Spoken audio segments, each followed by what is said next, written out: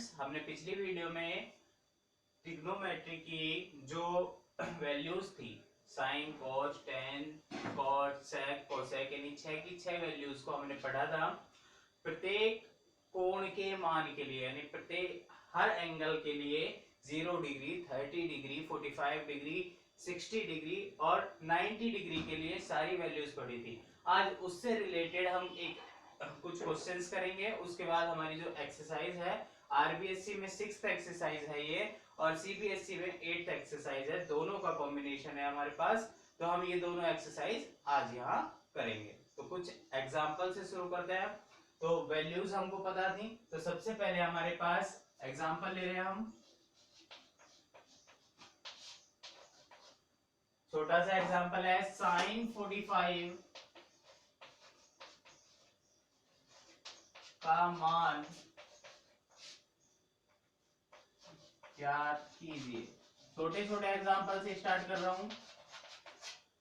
तो साइन 45 की वैल्यू, तो साइन 45 की वैल्यू हमारे पास कितनी होती है आपको पता है, मैंने लिखवा भी रखा है, टेबल को एक बार जाके देखिए, 1/√2। ठीक है। इसी तरीके से हम अपना दूसरा एग्जांपल ले रहे हैं, example number 2, sine 45 into cos 45, दोनों डिग्री वैल्यू हैं, ठीक है, का मान ज्ञात कीजिए।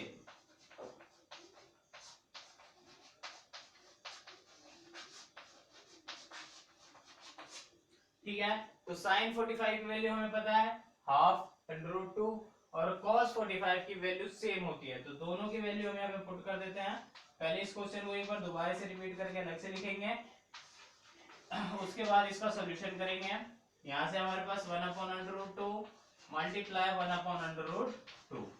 देखिए 1 का मल्टीप्लाई आप जब 1 से करेंगे तो क्लियर सी बात है 1 आएगा, पर जब √2 का मल्टीप्लाई √2 से हुआ तब आपके पास आ जाएगा 2। इस बात का आपको ध्यान रखना है, जब भी अंडर का मल्टीप्लाई अंडर वाले डिजिट से होता है तो 2 2 जा 4 यानी 4 हो गया, और 4 का अंडर आपके पास होता है 2, यानी अंडर में जो वैल्यू आपके पास होगी उसका बिना अंडर के वो मान आ जाएगा। जैसे हम √3 मल्टीप्लाई √3 करके देखते हैं, तब हमारे पास हो जाएगा 9 और √9 की वैल्यू क्या होती है हमारे पास 3। तो इस बात का आप ध्यान रखें कि जो भी वैल्यू होगी रूट के साथ अगर सेम डिजिट से मल्टीप्लाई हो रही है, देखिए इस बात का आपको बिल्कुल ध्यान रखना है, अगर सेम डिजिट से मल्टीप्लाई होगी तभी तभी वो बिना रूट के आएगी, नहीं तो उसमें रूट लगेगा। इस बात का ध्यान रखें। आगे हम बात करते हैं, हमारे 2 एग्जांपल हो गए, इसके बाद नेक्स्ट एग्जांपल लेते हैं। अभी छोटे छोटे एग्जांपल है, अभी कुछ बड़े एग्जांपल्स भी लेंगे हम। देखिए अगला एग्जांपल है हमारे पास, tan square 16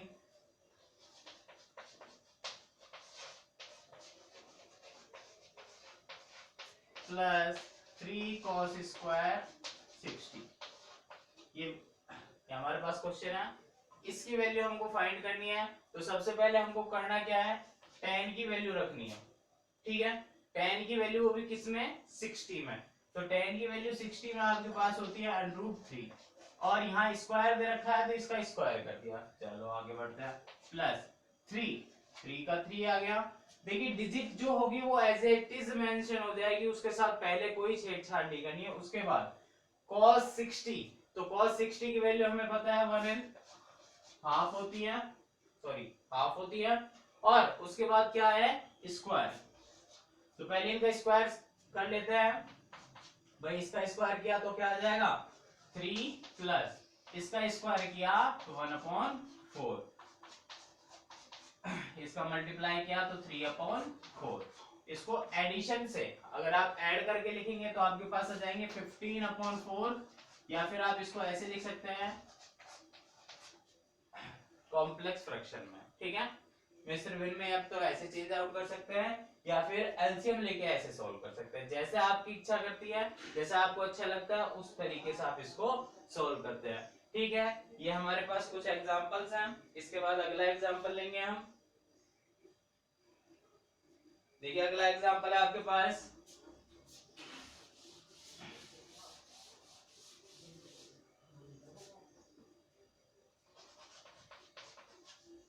sign 60 cos 30 plus cos 60 sine 30।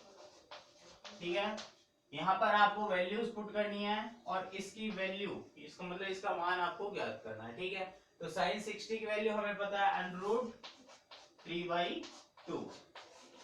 Cos 30 की वैल्यू साइन 60 के इक्वल ही होती है, यानी कितना हो गया √3/2 प्लस कॉस 60 की वैल्यू हमारे पास होती है हाफ और सेम वैल्यू होती है साइन 30 की। तो इनको सॉल्व आउट कर लेता है। मैंने पहले ही बताया था जब भी अंडर की डिजिट का मल्टीप्लाई अंडर की डिजिट से होगा, ठीक है, अंडर की डिजिट का मल्टीप्लाई अंडर की डिजिट से होगा तो उसका अंडर रूट हट जाएगा, पर वो डिजिट कैसी होनी चाहिए, सेम होनी चाहिए। तो हमारे पास यहाँ आ जाएगा 3 मल्टीप्लाई हो गया और इसके बाद 2 का मल्टीप्लाई 2 से हुआ तो 4 प्लस 1 मल्टीप्लाई 1 1 2 मल्टीप्लाई 2 4। एलसीएम लेके सॉल्व करते हैं, हमारे पास हो जाएगा 3 + 1/4 यानी 4/4 कितना आ गया 1। तो ऐसे इजी भी क्वेश्चन हमारे पास होते हैं। एक बार फिर से रिपीट कर लेते हैं इसको। सबसे पहले हमने साइन 30 और साइन 60 और cos 30 की वैल्यू रखी हमने, उसके बाद cos 60 और sin 30 की वैल्यू रखी और उसको सॉल्व आउट करके दोनों की वैल्यू जो हमारे पास थी जैसे √3/2 और 1/2, इन दोनों को पुट करके हमने वैल्यू फाइंड की है और इन लास्ट में 4 से 4 को कैंसिल कर दिया है और इसको सॉल्व आउट कर दिया है। ठीक है भाई, इस तरीके से हम सॉल्व कर सकते हैं। नेक्स्ट एग्जांपल लेते हैं, हमारे पास है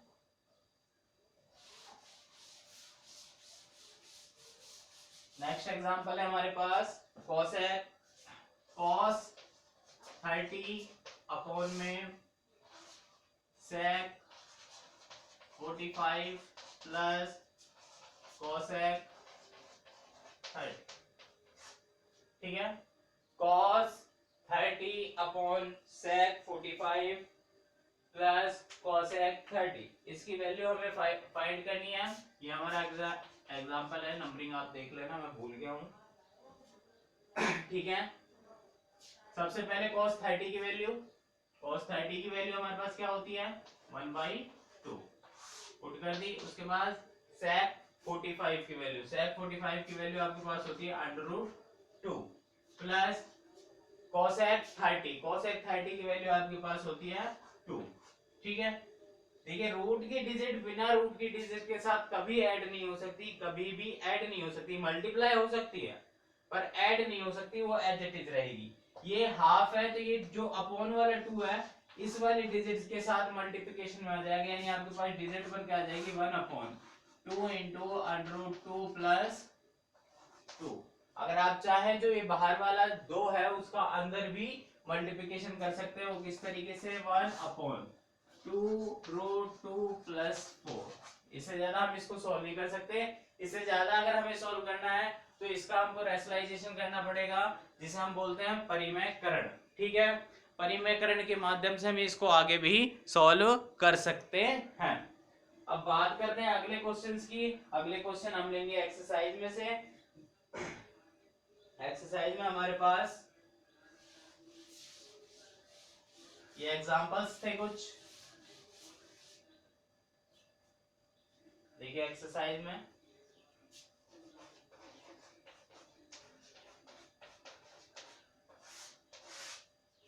पहला क्वेश्चन हमको दे रखा है 2 sin 45 cos 45। ऐसा एक एग्जांपल मैंने आपको अभी थोड़ी देर पहले कराया था। यहाँ पर हमें जितने भी क्वेश्चन करने हैं उनकी वैल्यूज फाइंड करनी है। ठीक है, तो 2 एज इट इज आ जाएगा, मैंने आपको बताया डिजिट इज नॉट चेंज। उसके आगे sin 45 की वैल्यू आपके पास होती है 1/√2 और सेम वैल्यू होती है cos 45 की 1/√2। ठीक है, मल्टीप्लिकेशन कर लेते हैं तो 2 × इसका मल्टीप्लाई से किया 1, इसका मल्टीप्लाई से किया तो 2 से 2 कैंसिल आउट हो गया, क्या बच गया हमारे पास 1। ठीक है, ये एक्सरसाइज का फर्स्ट क्वेश्चन था। इसके बाद हम देखते हैं अगला क्वेश्चन। अगला क्वेश्चन है हमारे पास cos 45 cos 60। अगला question cos 45 cos 60 minus sine 45 sine 60। ठीक है, ये हमारे पास नेक्स्ट क्वेश्चन है। पहले वैल्यूज रख देते हैं। हमारे पास वैल्यू है यहाँ पे cos 45 की 1/√2, cos 60 की हाफ माइनस साइन 45 की वैल्यू हमारे पास कितनी है 1/√2 और साइन 60 की वैल्यू है √3/2। ठीक है, इसको सॉल्व करते हैं। तो इनका मल्टीप्लिकेशन हो जाएगा आपस में, और मल्टीप्लाई होने के बाद 1/2√2 माइनस √3/2√2। एलसीएम दोनों का सेम आ गया। इसके बाद इसका आंसर जो हो जाएगा वो 1 माइनस √3/2√2। ये हमारे पास वैल्यू आ जाएगी। इससे ज्यादा हम सॉल्व इसको नहीं कर पाएंगे। अगर आपको इससे ज्यादा सॉल्व करना है तो इसका फिर से हमको क्या करना पड़ेगा, रेशनलाइजेशन करना पड़ेगा। ठीक है, इसकी जो वैल्यू है वो हमारे पास क्या आ जाएगी, फाइनल आंसर जो होगा इसका हो जाएगा 1 माइनस √3/2√2। अगर आपको इससे ज्यादा इसका सॉल्यूशन करना है तो आपको इसका करना पड़ेगा रेशनलाइजेशन, और रेशनलाइजेशन के माध्यम से आप इसको आगे सॉल्व कर सकते हैं। ठीक है, यहाँ तक हमारे पास एलसीएम लेना हम सीख ही गए हैं। एलसीएम लेना हमें बहुत पहले से भी आता था, पर रूट्स के जो एलसीएम है वो भी हमने आपको बता दिए हैं। इसके बाद जो नेक्स्ट क्वेश्चन है उसको हम सॉल्व करते हैं। नेक्स्ट क्वेश्चन है आपके पास sine square 30 plus 2 cos square 45। Third जो क्वेश्चन है sine square 30 plus 2 cos square 45 plus tan square 60।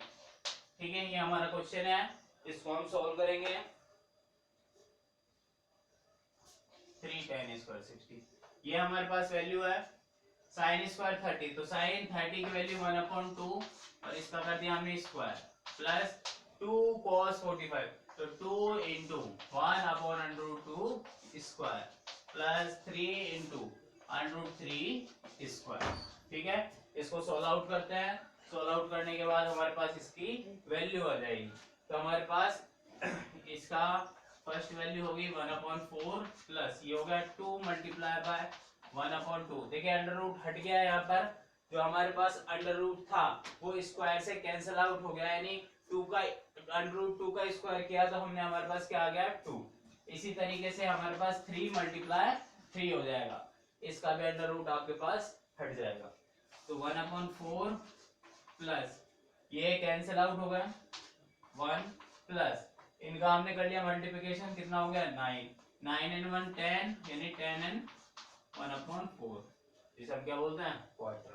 तो ये हमारे पास नेक्स्ट क्वेश्चन था थर्ड क्वेश्चन से हमें पता चला कि हम एलसीएम लेके भी इसको सॉल्व कर सकते हैं, चाहे फ्रैक्शन में इसको सॉल्व कर सकते हैं। ठीक है,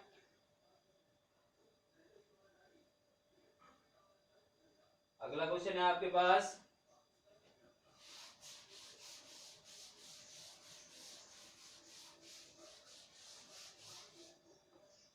देखिए नेक्स्ट क्वेश्चन है आपके पास 4/cot स्क्वायर 30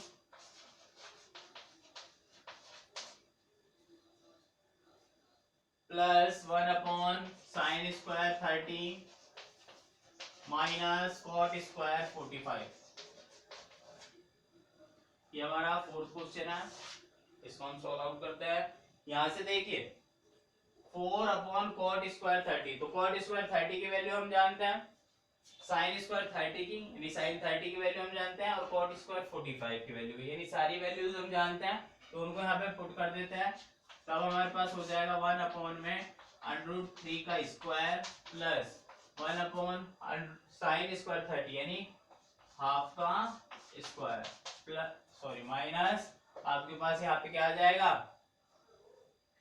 1, बिल्कुल 1 आ जाएगा 1 का स्क्वायर। ठीक है, तो यहाँ से आपके पास हो जाएगा 4/3 प्लस ये डिजिट स्क्वायर होकर ऊपर आ जाएगी यानी 4/1 माइनस 1, 4 माइनस 1 कितना हो गया हमारे पास 3, तो 4/3 प्लस 3, इनको एडिशन कर लो या फ्रैक्शन में चेंज आउट कर लो, तो फ्रैक्शन आपके पास हो जाएगी 3 4/3। ठीक है, अगर आप इसको सोल्व आउट करना चाहें तो इन दोनों का मल्टीप्लिकेशन जो आंसर आएगा वो इसमें ऐड कर देंगे, यानी आपके पास बनकर आ जाएगा 13/3। ठीक है, ये हमारे पास नेक्स्ट अगला क्वेश्चन था, इसको हमने सोल्व आउट कर लिया है।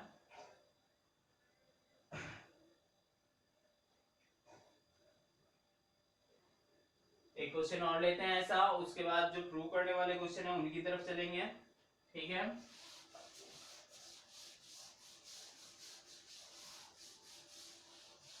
यहाँ पे हमारे पास नेक्स्ट क्वेश्चन 2 10 30/1 - 10 स्क्वायर 30। वैल्यूज आपको दिख रही हैं 10 30 और 10 स्क्वायर 30, यानी 10 30 ही की वैल्यू यूज करनी है और ज्यादा वैल्यू हमको यूज नहीं करनी। तो 2 × 10 30 की वैल्यू हमारे पास होती है 1/√3 अपॉन 1 - 1/√3 स्क्वायर। ठीक है, सॉल्व आउट कर लेते हैं यहाँ पे। तो ये हमारे पास बनकर आ गया 2/√3 अपॉन, यहाँ स्क्वायर करते हैं तो 1 का स्क्वायर 1 ही हो जाएगा, पर √3 का स्क्वायर क्या बनकर आएगा 3, तो 1 - 1/3। इसको एलसीएम लेके सॉल्व आउट करेंगे तब हमारे पास हो जाएगा 2/√3 अपॉन 2/3। ये कैंसिल आउट हो गए, ये जो 3 होगा वो रेसिप्रोकल यानी उल्टा ऊपर यानी व्युत्क्रम होकर ऊपर जाकर गुणा हो जाएगा, यानी 3/√3 ये कैंसिल आउट हो जाता है। ठीक है, कैंसिल आउट होने के बाद हमारे पास जो वैल्यू बचेगी वो बचेगी √3, ये हमारा आंसर हो जाएगा। ठीक है भाई, यहां से हमारे पास जो वैल्यूज थी जो वैल्यूज थी उनको हमने निकाल लिया। फ्रेंड अगला क्वेश्चन हमारे पास कुछ इस तरीके से है, आपको दे रखा है √3 tan 2x = sin 30 + sin 45 cos 45 + 2 sin 90। इसमें आपको करना क्या है, यहाँ पर जो x की वैल्यू है वो फाइंड करनी है, यानी x कितने डिग्री का एंगल है हमारे पास। तो पहले हम यहाँ पे दो पार्ट्स बने हुए हैं आपके पास, ये आपके बायां भाग हो गया, ये आपका दायां भाग हो गया, यानी ये आपका LHS हो गया, ये RHS हो गया। तो हम पहले RHS को सोल्व कर लेते हैं यहाँ पे। ठीक है, तो हम RHS को सोल्व करके LHS फाइंड करेंगे। ठीक है, तो हमारे पास यहां से हमारे पास हो जाएगा क्या भाई, इसको लेंगे सबसे पहले जो हमको वैल्यू दे रखी है sin 30 + sin 45 cos 45 + 2 sin 90। ये जो वैल्यूज है हमारे पास उनको हम ले लेते हैं। sin 30 की वैल्यू हमारे पास क्या हो गई, sin 30 की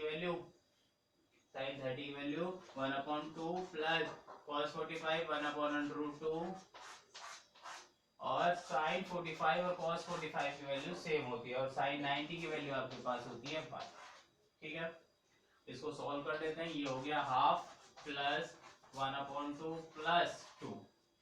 सॉल्व करते हैं आगे भाई, इसको सॉल्व किया कितने हो गए, ये हो गया आपके पास 3 बाय हाफ, 1 हो गया 1 and 2 3। अगर आप ऐसे ऐड नहीं करना चाहते तो पहले इन सबका एलसीएम लेना पड़ेगा हमको। एलसीएम किस तरीके से, 2 आ गया एलसीएम, तब हमारे पास 1 + 1 + 4।